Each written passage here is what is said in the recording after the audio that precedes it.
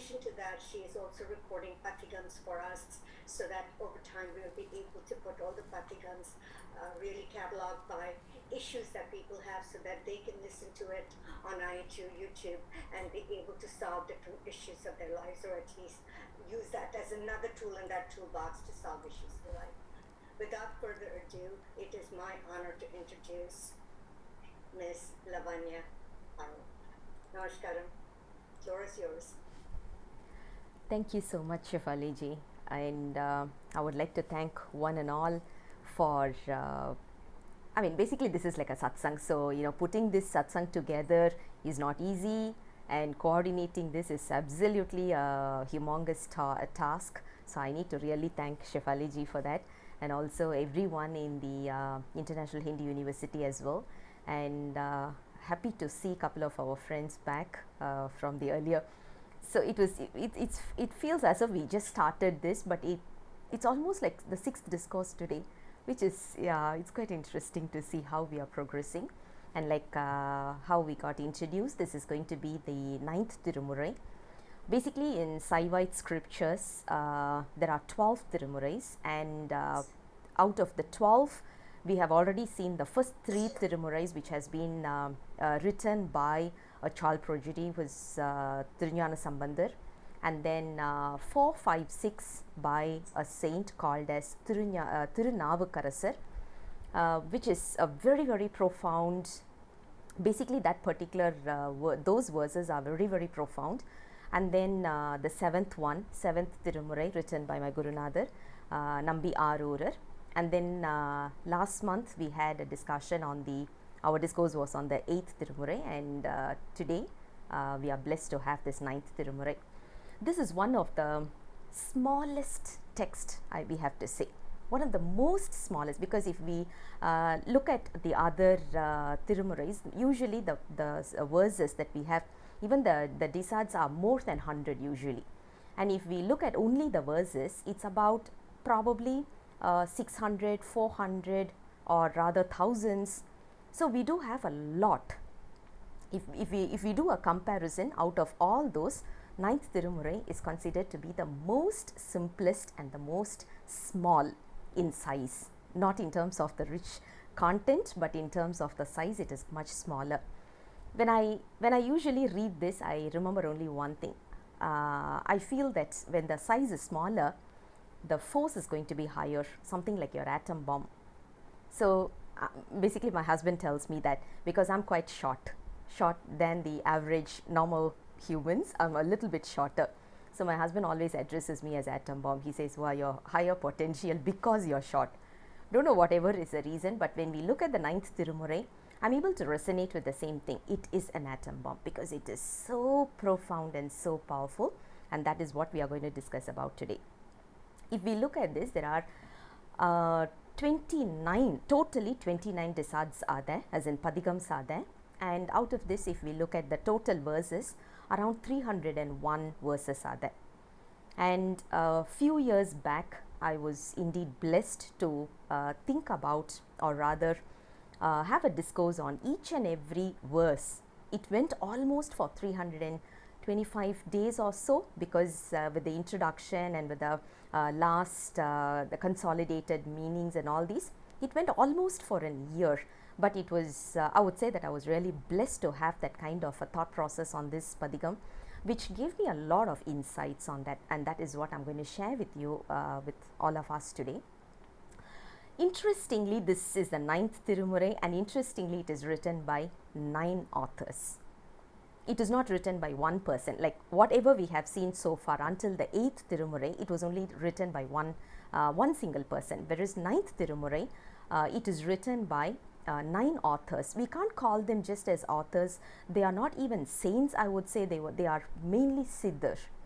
So we know the meaning of Siddhar, right? Those who have already achieved the state of realization, but they don't want to get realized, as in they don't want to just go away, leave this planet and go away. Rather, they wanted to stay back just to safeguard the souls in this world.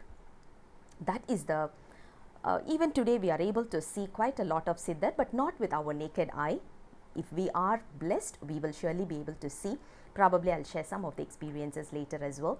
But when we talk about this ninth Thirumurai, it is almost 9 authors, as I said, right? 7 of them are Siddhars. 2 of them are considered to be kings. So they renounced their the wealthy lifestyle, and they took up Saivism, and they started singing Disards, and then they started their journey, and that is how ninth Thirumurai is given to us. Probably they would have had a lot more Padigams, but unfortunately we lost. I mean, we are good in losing quite a lot of text. Similar to that, I think because of our carelessness, we have lost couple of verses as well. Out of this 29 Padigams, the categorization goes this way. 28 Padigams are taken as musical verses. So they take it as something that we can sing on a regular basis during our puja and all these on a daily basis. We are able to sing that. And there's a last one, which is almost 13 verses are there, which is called as Pallandu.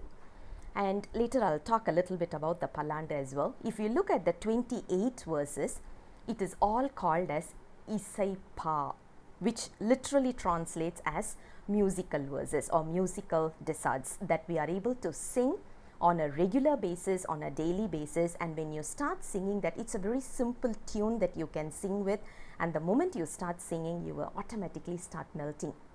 That is the beauty of the first 28 Padigams that we are going to talk about.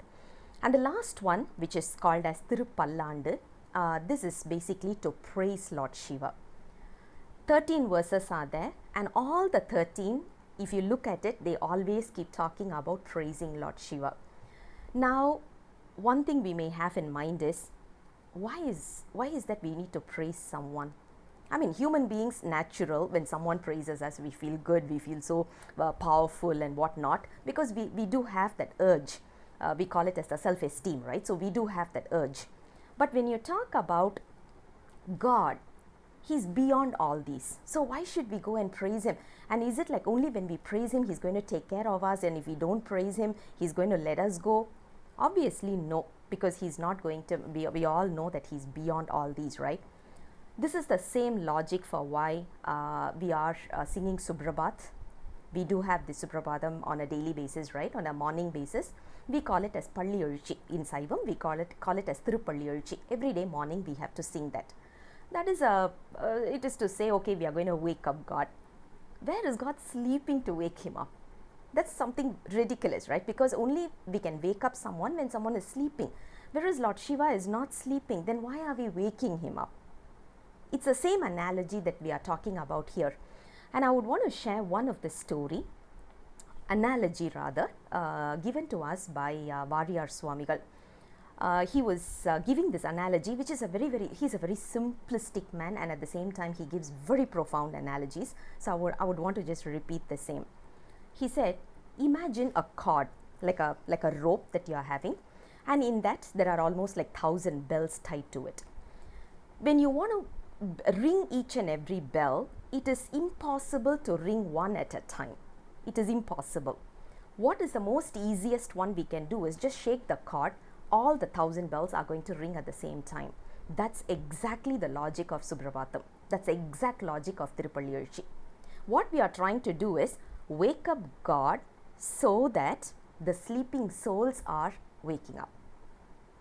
That is the same logic we are using for our Thiruppallandu also. Because when you talk about Thiruppallandu, it is a very, very powerful way. Today we are talking about law of universe, law of attraction. It's exactly the same concept. It's 100% the same concept. Why are we able to see there's a lot of tremendous benefit in a house where they are playing Suprabhatam and where they are playing all these Thiruppallandu in the morning? Why are we able to see there's a lot of positive vibes in the house? Why are we able to see something which is always going to be nourishing their house? It's because of nothing. It's to be very put it in a very simple way, law of attraction. Let's look at a simple example for this. Imagine I need to borrow $1,000 from Shefali ji, right? I go down to her and I say, Shifaliji, I'm in need of $1,000. This is my situation right now, and I know you're such a kind-hearted person. Thank you. I'm really thankful. Thank you so much for giving me this $1,000. I know you will be giving. I just talk in such a way that she has already paid me the $1,000, which will make her feel obligated. This is exactly the same logic of Thiruppallandu. What we are trying to do is praise Lord Shiva again and again and again. When we are praising, what happens is our life is nourishing. If you look at law of attraction, the secret, book called as secret, book called as law of attraction, book called as law of universe, it's 100% this concept that they are talking about. So that is the way we are looking at. One of my students' daughter was getting married. It was in Indonesia, Bali. And so they invited me, and I went there. When the marriage ritual was happening and they were singing a song, I was able to resonate with that, but I was not able to understand. The comprehension was not there, but I was able to resonate with that. Later I asked my friend, I was like, something happens to me when I'm hearing it. What is this? She said, oh, it's a very traditional verse that we sing. It is called as Landu. It's called as Landu, and every marriage ritual, Hindu marriage ritual, we will usually sing this. I was like so puzzled. I said, can I have the verses? Because something is happening to me. Can I have the verses? When she wrote it, it was, obviously when you look at Bahasa Indonesia, it is in English, right? The text is still in English, even though they talk in a different manner. So when she wrote and gave it, it was exactly the same as Thiruppallandu. Of course, one or two words were like, missing or was interpreted or whatever. But even today they use as, then I said, hey, it's our Tamil text, I was feeling so happy, and I was overwhelmed, honestly. And then she said, I'm not sure, probably it could be there, but all Hindu houses, we have this music, and every wedding they sing this. So we are able to see Thiruppallandu has been so, not only in India, it has crossed borders as well. That is the beauty of it. So, as I said, 9th Thirumurai has got Thiru Isaipaa and Thiruppallandu. There are two sections to it. One another significance of this 9th Thirumurai is, if you look at any Saivite, when we go to a temple, we must be singing 12 padigams, whole padigam, which is like 10 or 12, 11 songs, right? So we need to sing 12 padigams in total. And sometimes we get lazy. Sometimes the food smell is so good that we are tempted to go and have our food rather than visiting God, whatever may be the reason. We usually have a concept, okay, instead of reading one whole padigam, let's read one particular verse alone. So 12 verses we need to sing. Sometimes we get lazy for that also. There's a very old tradition, don't know from where this was coming in from, but I'm not a very big fan of this idea, but this has been one of the traditions. I'm obligated to share it over here, even though personally I don't buy in that idea. They have something called as Panchapuranam.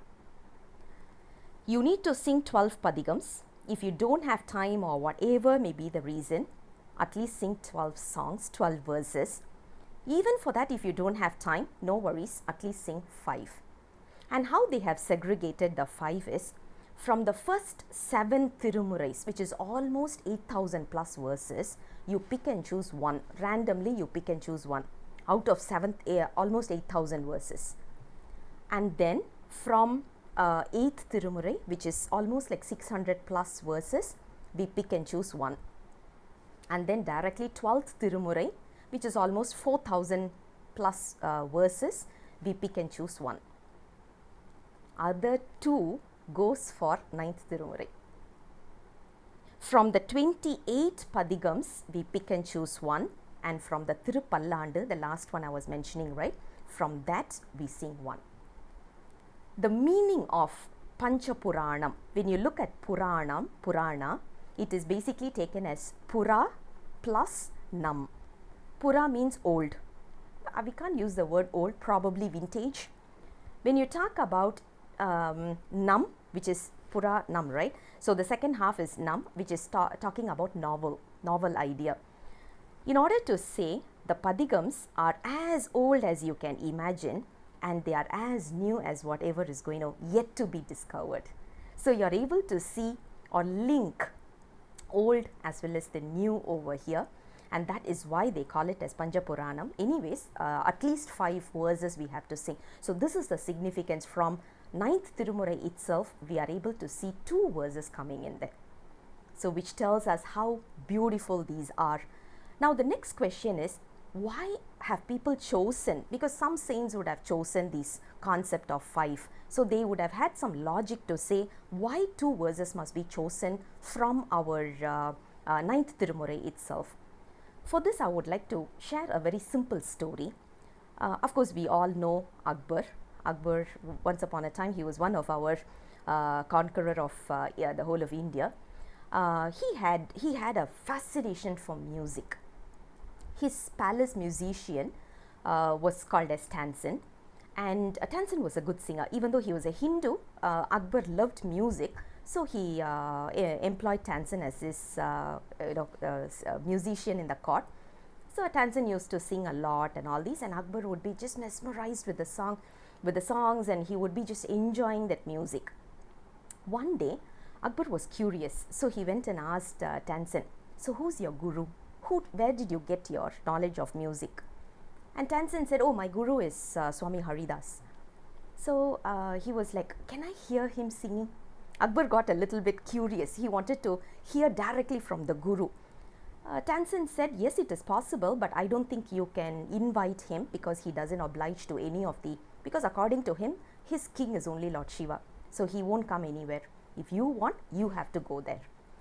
So Akbar, because he loves music, he thought, okay, let me go and see him. So Akbar and Tansen went in a disguised manner into the forest where Haridas was actually singing. And Akbar lost himself for a while. He was in a tranquil state, and he was literally like crying, and he was totally emotional. And it was taking a lot of time for him to recoup. And then when he was coming back after the music session was all over, both of them were trying to return back. And at that point in time, in one place, Akbar just turned at Tansen and said, "Tansen, I have a doubt. You sing very well, no doubt about it. But your guru is simply superb. You are nowhere near to him. What is the difference?"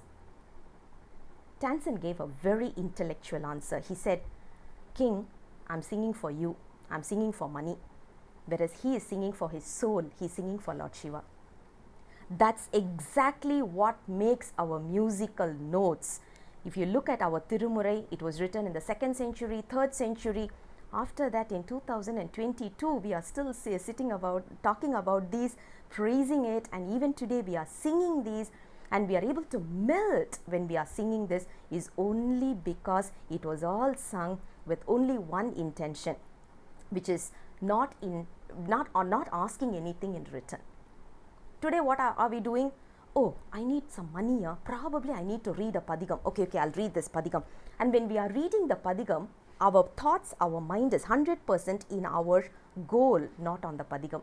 That is why we are not able to cry. That is why we are not able to melt.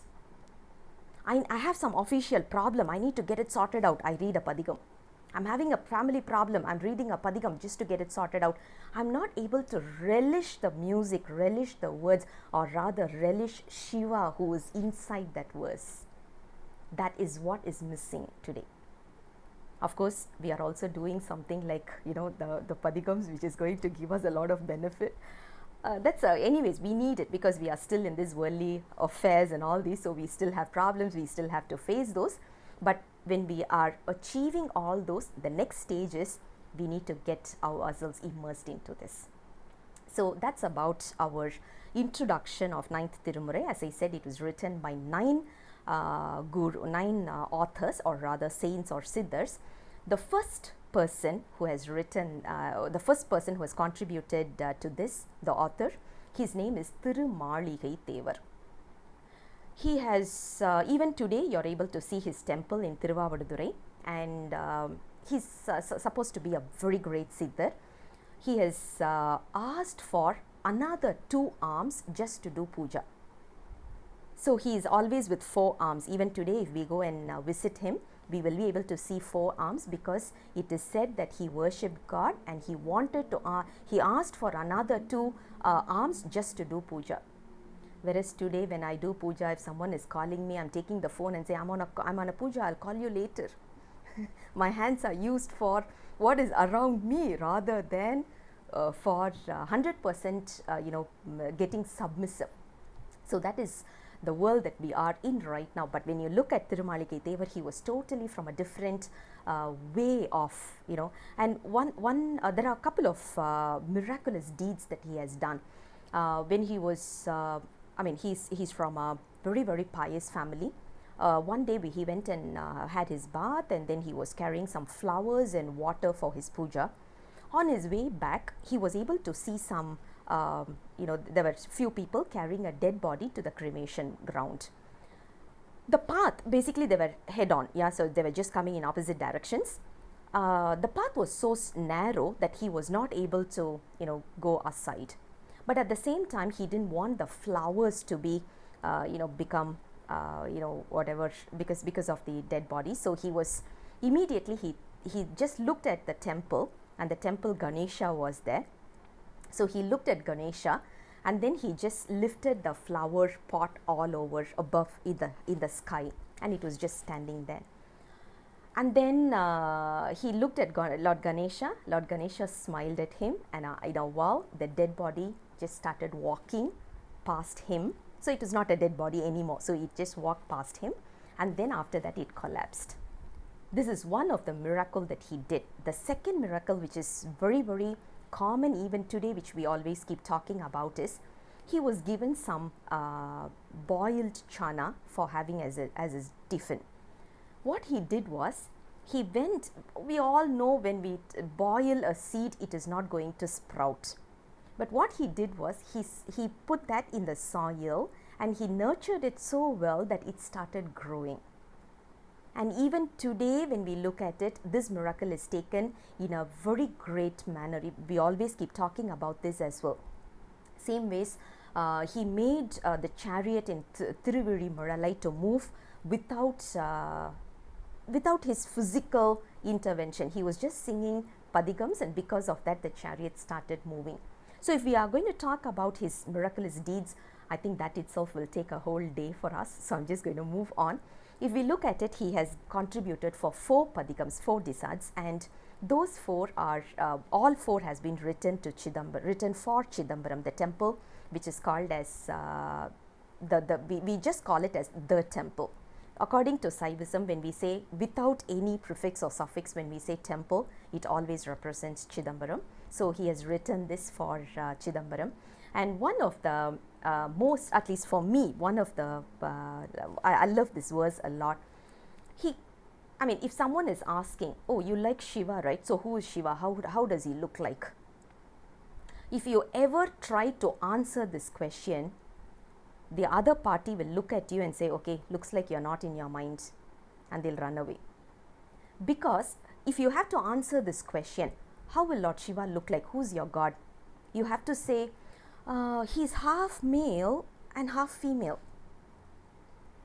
That itself is a confusion state. Then you will say, oh, he's pure white in color, or rather gold in color, but at the same time he has fire in him, and at the same time he has water in him. Ganges is there, at the same time he's holding fire. It's like, how is that possible? So if you look at it, whatever we are talking about as impossible today, Lord Shiva is impossible. And I know some of the companies have the tagline itself as impossible. Basically that should belong only to Lord Shiva. And this particular words, it starts as Perumayin Sirumai Pennodu Aanai. It starts with that. And if you look at it, it talks about all possible contradictions.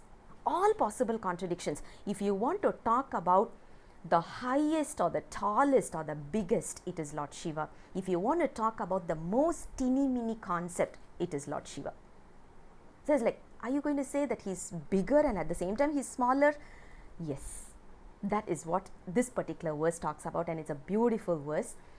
We can, when we are talking about the verses separately, we will have a much more detailed discussion on that, because if we go into the verses, I think we will be totally mesmerized, because the way how they have enjoyed the look of Lord Shiva, the way how they had surrendered themselves and just enjoyed that blissful state, I think it's a totally different level altogether. And the next the next author that we are going to discuss about is Sendanar, who's supposed to be one of the most famous saint as well, because he is the one who gave us Thiruppallandu as well. So he gave us 3 padigams from Isaipaa and 1 Thiruppallandu. He was a financier for Pattinattar. Pattinattar is one of the saint who was from almost in the 9th century, and he was so rich that he was usually the one contacted by Chola kings when they have money problem. Imagine, he was the one who was lending money to the Chola kingdom. So you can imagine what kind of a richness Pattinattar was having. One split second, just in a jiffy, he threw away everything and he just walked out. When he was walking out, his financier, obviously accountant, right? So Sendanar ran behind him and said, "Okay, Guru, now what should I do? What should I do with the money?" Pattinattar said only one thing: throw it off. Because if he still said, "Okay, take some amount and do this, take some amount and do this, take some amount and do this," it still shows that he has that attachment. It still shows that he owns that money. When you talk about totally leaving out everything, the detachment, he said, throw away, and walked out. That's it. He said, it's not my problem. So what Sendanar did was, he just opened up all the lockers and kept it on the streets. People started taking all the money and they went off. Hearing this, the Chola king was furious and he arrested Sendanar and he jailed Sendanar. Sendanar was not actually bothered about all these, because he was also a very spiritually elevated person, so he was not bothered about it. But Sendanar's family went and cried to Pattinattar. Pattinattar sang a very small, just a 4 lines verse. He just sang that, requesting Lord Shiva to give freedom for Sendanar. The jail doors were wide open, the locks were broken, Sendanar was released. Knowing this, the king started respecting Sendanar and Pattinattar as well. That is how Sendanar started. When he was a financier, he was such a rich person, and yet he became like a pauper. He was left all alone. He did not worry about anything. He started doing his whatever he knows, which is woodcutter. He became a woodcutter. And he started, in the course of time, he was not letting go his Shiva devotion and all these. So he was providing food on a daily basis for whoever comes in. But he was not a very wealthy man now, right? So he made just one single, we call it as curry. Curry means it'll be just a dish, one single dish with a particular kind of a sweet, and then either we will put wheat or rice or ragi or something of that sort, and we will make that. That's it. So he used to serve that as food for whoever comes in. Lord Shiva, our Lord Shiva, is like the most playful person that you can ever imagine. So he goes there, he visits Sendanar and he says, I'm so hungry, can you give me food? And at that day, on that particular day, they have already distributed all the food. All they had was only his portion and his wife's portion. So he said okay, and he gave his portion off. Lord Shiva ate everything and he said, it's so tasty, can I have one more portion so that I can give it to my wife? So what happened was, the second portion was also given to him, and they went starving. That night they went starving. Usually the king who is in that particular place, right, the Chola kingdom, that king, whenever he does his prayer, he used to hear Lord Shiva's footsteps. On that day he did not hear anything, so he felt that he made some mistake. He was feeling a little bit bad, but then when he just went off, he dozed off, he just slept. In the dream, Lord Shiva came and said, oh, I'm sorry, I forgot to come and visit you because I went to his place and I ate curry, and that was so filling that I forgot to visit you. It's as if, if he is in one place, he cannot be in another place. You look at the way how he plays all these gimmicks, right? So he says, sorry, that's why. Then the king woke up and is like, who is Sendanar? I want to visit him now. Because the curiosity will be there, right? So when when they were searching for who was Sendanar, the next day morning, when they opened up Chidambaram temple, they saw Kali everywhere in the temple, and including Lord Shiva's Lord Shiva's mouth as well. So that was something which was everyone took that very curious. It was something which was very curious, and then only they started acknowledging Sendanar. Sendanar was supposed to be in one of the situation also. It happened that the chariot did not move, so Sendanar came in and he sang a verse. Thiruppallandu, that is where Thiruppallandu was given to us. He started singing that, and then the chariot started moving. That was considered to be one of the even today, whenever we talk about chariot moving and all these, we do talk about this. What reminds us of all these is basically the way how our brain frequency works. You see, when we are talking about, because when we how is all these miraculous things possible and whatnot, right? How are we able to hear some information?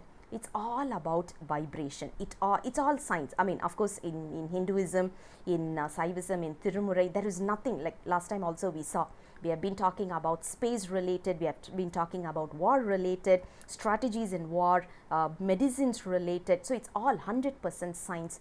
Just that we were not able to talk about all those. Those days, we did not have proper explanations. But if you look at it, is it possible for us to sing a verse, a particular verse, and make a chariot move? Yes, it is possible.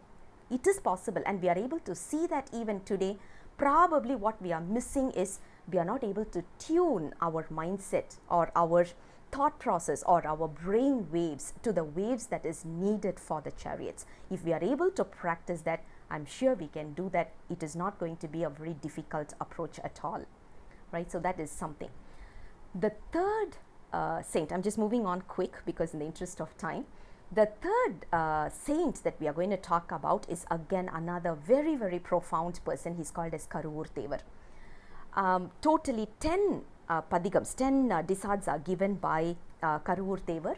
His original name is not known, though we can make out that he's born in the place called as Karuvur, because even today there is a place called Karuvur, and he's a very, very famous Siddhar. Once what happened was he visited Tirunelveli. It's just next to my native place. So he visited Tirunelveli, and when he was there, he looked at Lord Shiva and he asked, "Are you there? Are you inside?" Lord Shiva did not respond. Have we ever asked, whenever we visited a temple, have we ever asked whether he's there? I have not. We always assume that he's always there. That's it. But he went in and he asked, "Are you there?" And God did not respond. He waited for a while and then he said, "Oh, looks like God is not here. This is a waste temple." He just said that and he walked out. In a minute, in a jiffy, the entire temple went into a very, very withered state. The priests and the people, everyone got so worried. They went to Lord Shiva and they were like crying, and then they looked up for Karuvur and they went and fell in his feet and said, "Oh, sorry, you have to come back." He was like, "No one gave me food. I was there. I was hungry. No one gave me any prasad. And when I asked God whether he was there, he did not respond. So there is no God in there, what?" This was his answer. Immediately they served him food and all this, and then God said, "I'm in." The moment he said, "I'm in," then Karuvur immediately revived the temple and then he walked out. So he's such a, even today you will be able to see his miracles. I have experienced couple of his miracles. As I was mentioning, I can share some of it later. In one of the situation, this is something which I have to share, I guess.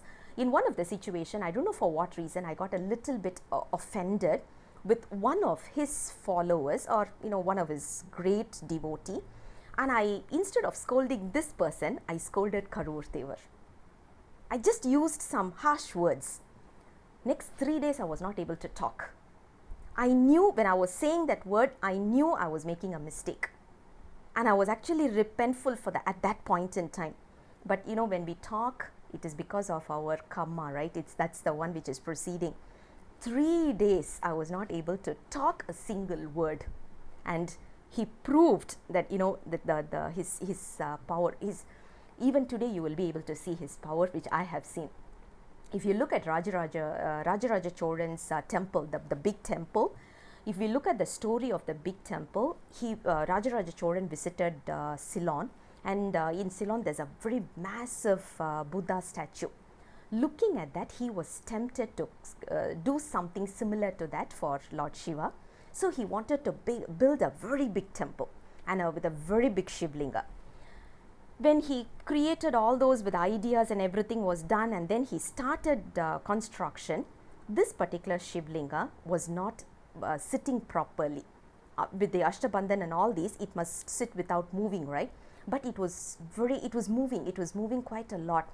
And everyone were trying all the combinations, nothing worked out. Rajaraja Cholan's guru is Karur Devar. So he immediately thought of Karur Devar, and Karur Devar came there. So he said, this is the situation, I'm not able to, you know, make the Shivlinga, you know, it's like shaky. He said, okay, bring the Ashtabandhan. So they brought the mixture and all these. He looked at it, and then he had some tambul on his, you know, the betel leaves and all these, right? He was actually chewing that. He spit that, he mixed it, and then he gave, and he said, okay, now go ahead and put this. The moment they applied, the Shivlinga sat properly.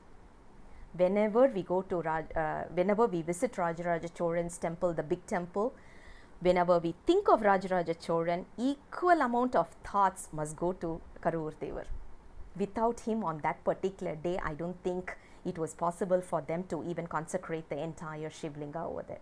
So which is something which is, it talks about his, and one of his verse which I love the most, which today, even today when I read that, I feel, when am I going to get that kind of a maturity?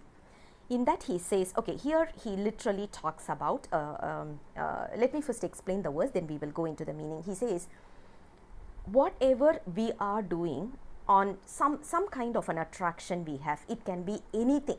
He literally, in this song, he uses as a lady, but usually those days attractions are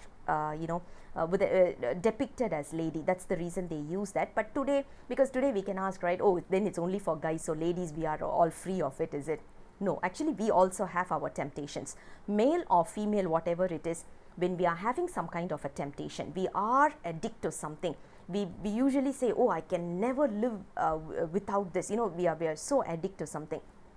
Take that particular item, whatever is in your mind, take that item.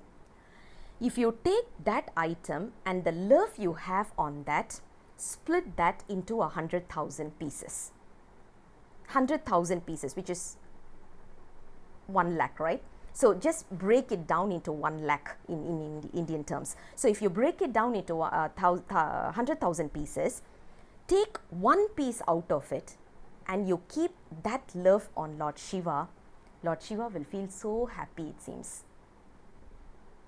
Imagine I love something, I'm taking that amount of love and I'm breaking into 100,000 pieces, and just one piece out of it I'm placing on Lord Shiva. Lord Shiva will think, it seems Lord Shiva will think, wow, she loves me so much, so I need to give her a lot. This particular verse tells me that how much we should start falling in love with Lord Shiva.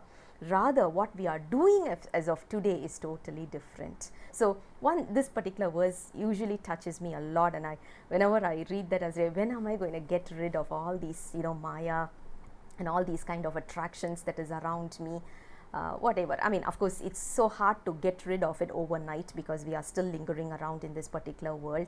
And especially when we are staying abroad, we know that, you know, it's full of Maya. So yeah, that's one of the practical challenge. The next saint that we are going to talk about is Poonduruthi Nambi Kada Nambi. He has given us only one padigam, and if you look at it, he looks like he is from the almost 9th to the 10th century, and he was a king. He was a Chola king who gave up all his riches and he took up renunciation. He was married, second marriage, she was well known in the Saivism era. More than him, his wife is well known. She's considered to have witnessed 3 generations of king, as in her husband, son, and then the grandson as well. Rajaraja Cholan is her grandson. She has done so many consecrations for temples and built temples and renovated the temples and all these. And if you look at her history, it is even more mesmerizing than our author, who's Punduruthi Nambi Kadanambi. And looks like his original name is Adithar. When you look at it, his original name is Adithar, but Kandar is the name that is given to the Chola kings those days in a very common manner. Probably that is the one. And he's from a very, very ardent Saiva tradition, which we are able to see, right? So that is one.